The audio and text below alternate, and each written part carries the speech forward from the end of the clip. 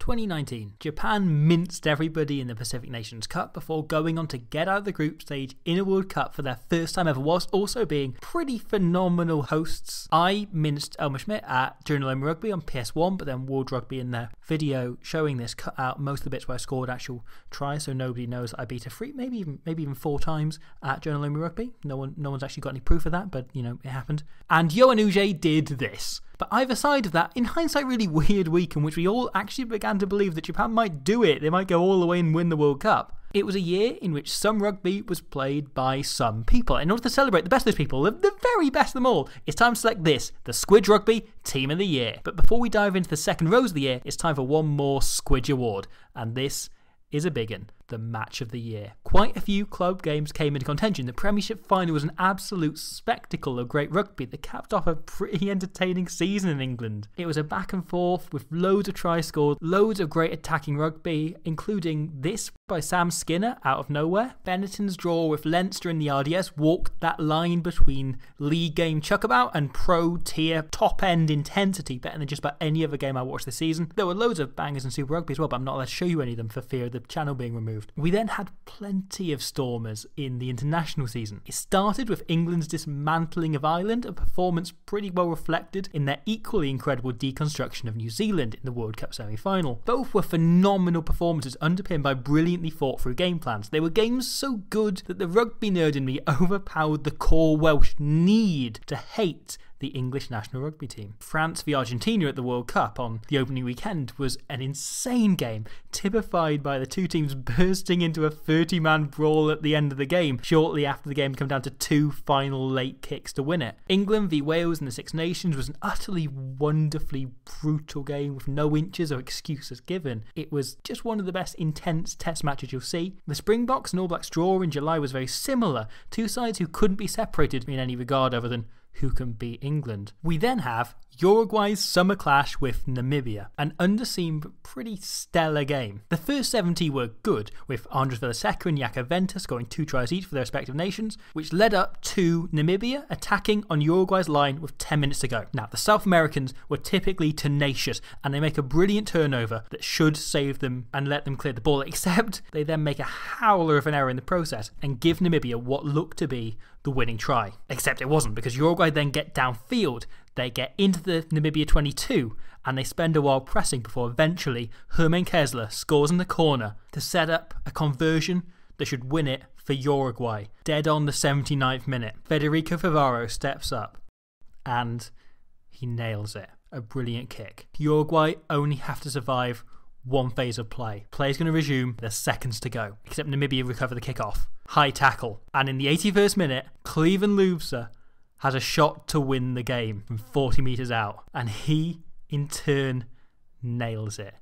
Uruguay 28, Namibia 30. However, this list wouldn't be complete with another particular Uruguay game, another game where the winning team scored 30 points. And that was my favourite game of the 2019 World Cup, Uruguay's historic win over Fiji. Both an incredible moment, prompting possibly the best rugby moment of the year, but also just a brilliant game. Plenty of tries, loads of running rugby, and so much heart and soul on display. It means something when Fiji are the team being out-passioned. There are a few other hot contenders for the best game in Japan though, not least those involving the host nation. Japan's wins over Ireland and Scotland were incredible, particularly the tri-fest against Scotland with Finn and company throwing everything at them, but both sides playing such positive rugby in what should have been a tight game. It was an incredible match and an even better night to find yourself in Japan. And the final would have taken something very special to match those two games from earlier on, but the way South Africa tore through England with such heart, pride and passion was special. Really properly special.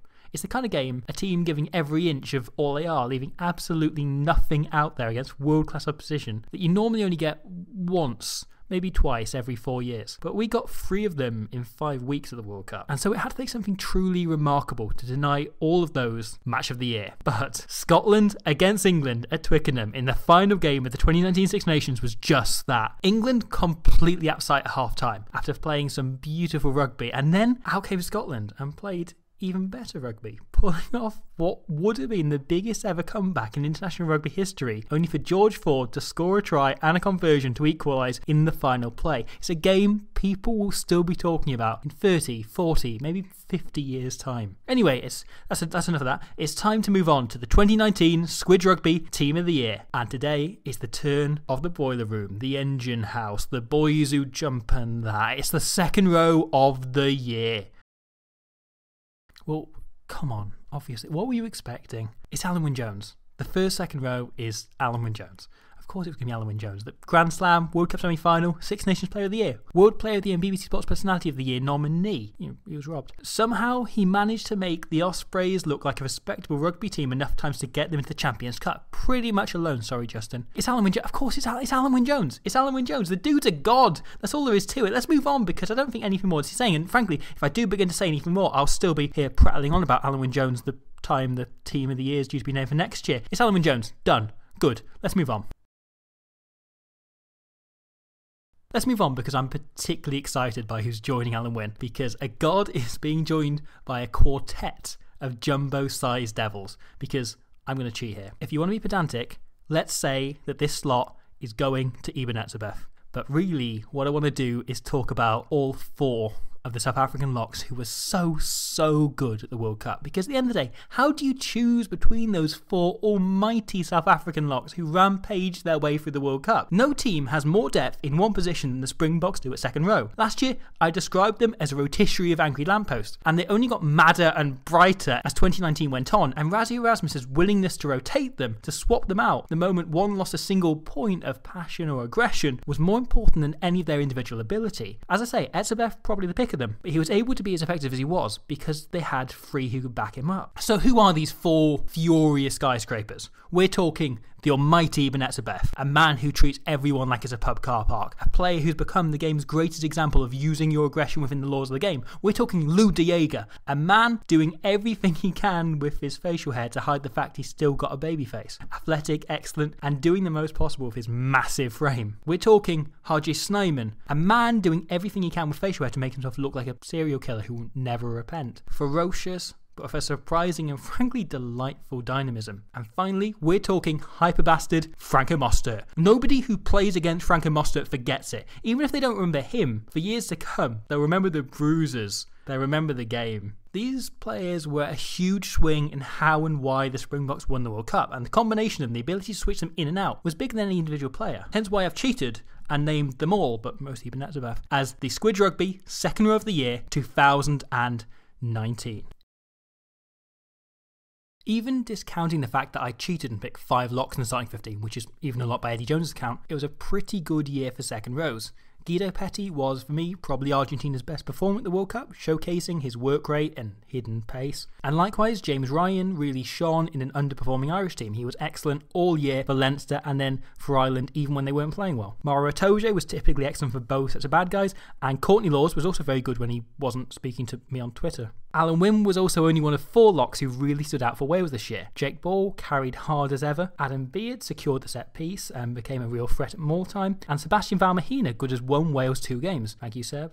Now you've retired, I'll say this for certain, there's a fair few pubs in Carmarthenshire where you will drink for free for the rest of your life, providing you don't get yourself kicked out for doing, this. And then another French lock who was absent for stupid reason in that World Cup quarter-final, Felix Lombé, an outstanding Six Nations, which obviously meant France dropped him for the main event. I'll also point to a few more outside picks. Uruguay's Ignacio Dossi and the only giraffe in South America, Manuel Leindecker, were superb. Federico Ruzza was consistently dynamic and excellent for Italy in Benetton throughout the Six Nations, and then real standout against Namibia and Canada in the World Cup. And Namibia's own stand-in skipper, Taiju Uanivi, was their best player for a second World Cup in a row. He was fantastic. Oh yeah, and there's also these 2 guys, I don't know if you've ever heard of them. They're called Sam Whitelock and Brody Rutterlick.